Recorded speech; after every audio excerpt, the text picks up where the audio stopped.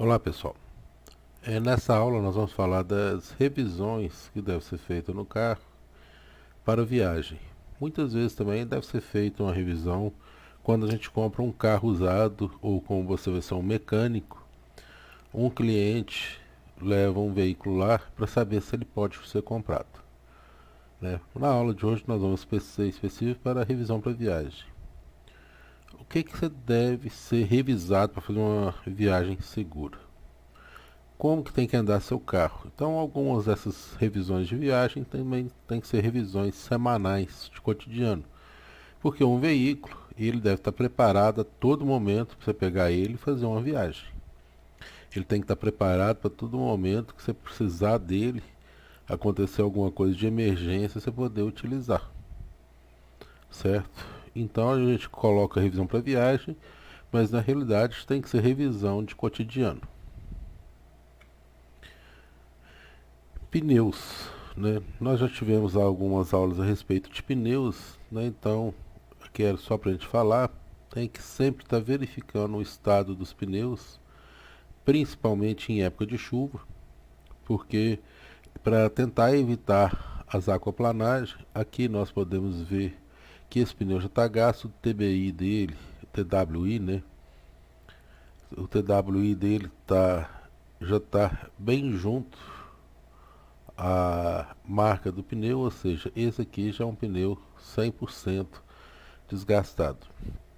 A calibragem de pneu tem que ser semanal, né? Deve ser semanal, porque o pneu andando com a calibragem não ideal, ele vai sofrer, poderá sofrer um desgaste maior.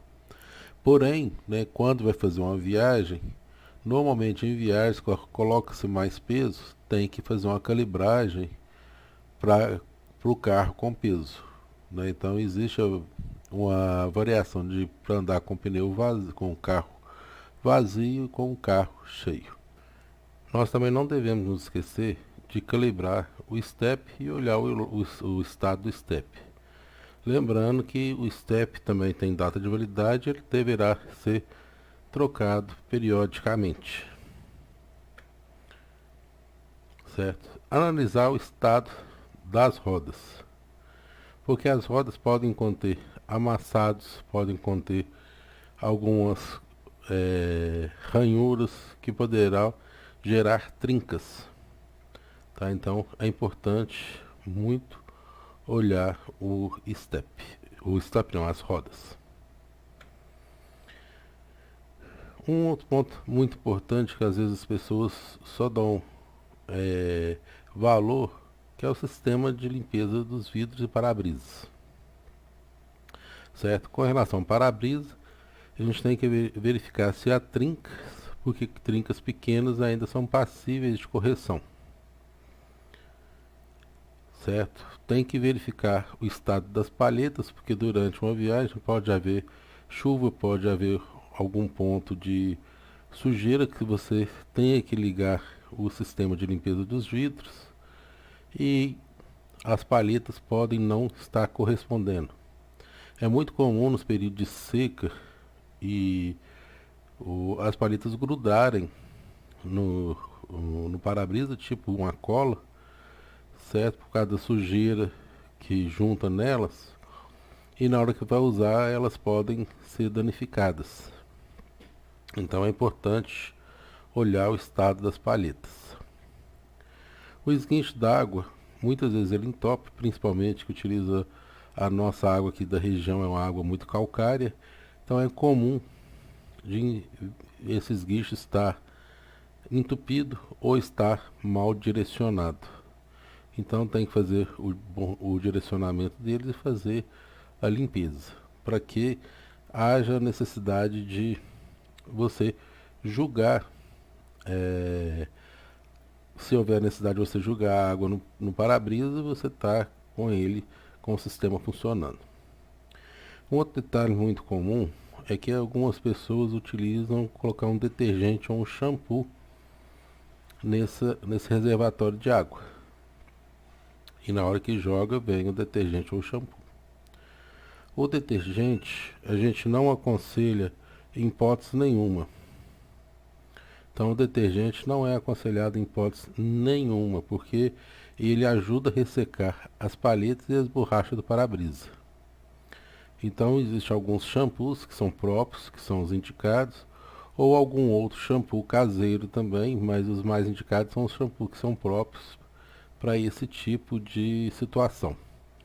Ou pode utilizar um pouquinho de shampoo caseiro, mas o problema é que ele não vem com a quantidade ideal para você diluir. Então muitas vezes a pessoa joga no rumo.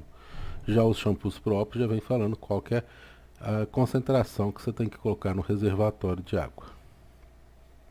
E procurar manter o reservatório de água do sistema de limpador de para-brisa sempre cheio, visto que, havendo a necessidade, ele deverá estar apto a ser utilizado. Muitas vezes as pessoas utilizam com relação à poeira e muitas vezes utilizam com relação à água ou a brisas serenos. Nós temos que tomar cuidado porque ao ligar ele, o vidro pode estar sujo de areia e a areia ser esparramada e riçar um pouco o para-brisa. Tá? E muitas vezes numa viagem também pode acontecer isso.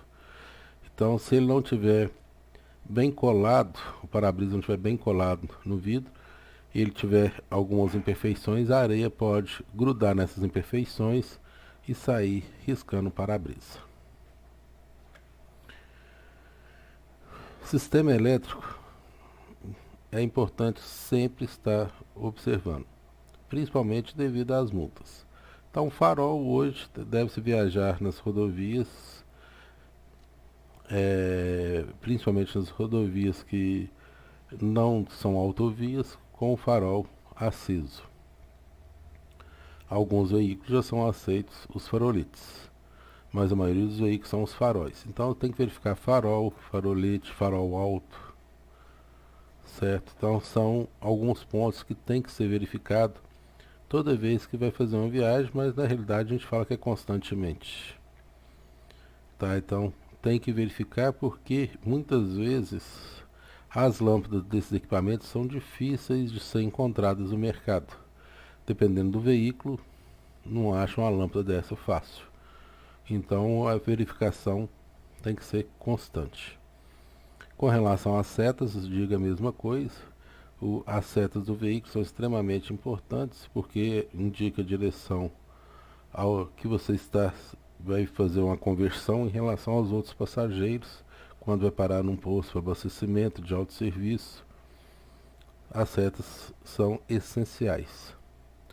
E a luz de freio, né, como se diz, extremamente importantes. Os carros têm um sistema elétrico hoje muito abrangente. Então existem várias luzes nos painéis. E você tem que ficar de olho se tem alguma luz no painel que está acesa sem justificativa. Visto isso, tem que procurar o manual, procurar um mecânico, né? No caso de vocês são os mecânicos, tem que saber, né, de acordo com o manual, o que significa aquela luz, que ela é proveniente de quê. Então, se o painel apresentar alguma luz diferente acesa, ela deve ser analisada, principalmente antes de viagem. Luz vermelha a gente fala que não deve seguir viagem. E luz amarela a gente fala que deve procurar um local especializado, né, no assunto. Tá? Outro detalhe é que os carros têm compostos de fusíveis e compostos de relé. Os relés vão atuar nos atuadores, né, e os fusíveis vão ver se a alimentação está dentro da corrente adequada. Pode acontecer algum mau funcionamento dos fusíveis, então a gente sempre aconselha, antes de uma viagem, abrir a caixa fusível e conferir o aperto de todos os fusíveis. E é sempre bom ter algum fusível reserva. A maioria dos veículos já vem com um fusível reserva de cada. E com relação aos relés, né, também pode ser que esteja algum mau contato, mas aí já é parte de mecânico. Aí tem que verificar. Sempre ficar atento aos níveis de óleo. Nós já tivemos a aula de óleo, mas para viagem tem que fazer a verificação. Lembrando que qualquer intervalo que o óleo tiver entre a marca de limite inferior com a marca de limite superior, qualquer intervalo ele tá bom. Muitas vezes vai chegar aqui, ó, essa semana mesmo eu fui abastecer o veículo, o frentista falou assim, ó, seu óleo está um pouquinho para cima do mínimo, vamos completar? Não há necessidade de completar. O óleo ele estando em qualquer ponto daqui até aqui, ele está ótimo, não precisa ser completado. Você tem que ficar atento ao vencimento do óleo, que a maioria dos veículos é com 6 meses ou 5.000 quilômetros, tem alguns veículos que é com 10.000 quilômetros. Então tem que ficar atento ao tempo de troca do óleo, tá certo? Atingiu o tempo ou atingiu a quilometragem, o que vier primeiro, o óleo deverá ser trocado. Então também outro ponto é que nós temos outros níveis de óleo, não só esse óleo. Nós temos o óleo da direção hidráulica, que ele também vem marcando qual que é o mínimo, qual que é o máximo, ele tem que estar dentro do limite. Outro nível de óleo muito comum é o óleo de freio. O óleo de freio também indica nível mínimo e nível máximo, então tem que ficar atento ao nível de todos os óleos, né? Na hora que vai fazer a verificação de um, já faz a verificação dos outros. A mesma coisa a gente fala com água. Você tem que fazer a verificação do nível de água. Principalmente essa aqui é a água do radiador e tem que abastecer também a água do reservatório do limpador de para-brisas, como foi dito antes. A água do reservatório, ela tem que estar compreendida entre o mínimo e o máximo com o veículo em estado frio. Tá certo? O veículo em estado frio é que deve ser feita bem essa medição. Na realidade, todas as medições devem ser feitas com o veículo preferencialmente no estado frio, tá? Essa água aqui, se tiver que completar ela, se tiver numa oficina, deve-se completar com a solução. Muitas vezes, se ela estiver faltando, a gente aconselha sempre fazer a substituição total do líquido, principalmente porque você vai colocar um outro líquido novo com uma concentração de um dispersante que evita a evaporação da água e ajuda a fazer a limpeza e manutenção do sistema. Então existe o fluido de nível dos líquidos de arrefecimento que deve ser colocado. Muita gente utiliza somente água. A água, como sabemos, ela é bastante corrosiva, porque ela tem muito oxigênio. Então ela é proveniente de oxidação. Nós não aconselhamos utilizar somente água. A água só pura provavelmente vai diminuir a vida útil do motor. Os freios, tem que fazer a verificação freio de estacionamento. Então, antes da viagem, faça a verificação se o freio de estacionamento está perfeito e faça a verificação dos freios. Um dos principais pontos é a altura do pedal do freio. Se o freio estiver sendo pisado baixo, ele está bem desgastado. Então, para uma viagem, é aconselhável, se o pedal estiver muito baixo, fazer a verificação com freio na oficina. Outro detalhe é a dificuldade de frenagem ou ruídos. Qualquer um desses, a oficina deve ser procurada, né? Para quê? Para fazer verificação. Muitas vezes, do freio, quando faz ruído, é só a quebra das quinas das pastilhas, devido ao desgaste que vai ter no sistema de freio, né? Então o freio a disco, com o tempo, ele vai desgastando mais a parte interior do que as bordas, e quando você coloca algumas pastilhas, principalmente pastilha nova, ele pega muita borda, então chega a fazer alguns ruídos. Aí faz essa quebra de pastilhas. E, gente, depois de fazer a pós-viagem, como nós falamos que aquilo são cuidados cotidianos, esses cuidados devem ser todos refeitos. Tudo deve ser refeito. E o alinhamento e balanceamento. Muitas vezes esse alinhamento e balanceamento é aconselhável fazer antes da viagem. Nós falamos que se for fazer uma viagem grande, é importante você fazer o alinhamento e balanceamento antes da viagem. Por quê? Porque se o carro estiver desalinhado ou desbalanceado, poderá haver um desgaste do sistema de suspensão, né? E além de tudo, poderá haver o desgaste maior nas rodas. Então, o balanceamento envolve muito a questão da vibração. A vibração vai envolver muito um excesso de força na suspensão.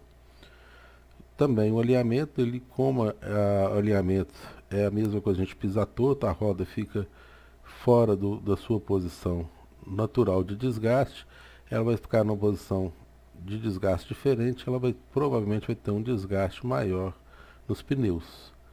Consequentemente, força mais o sistema de suspensão.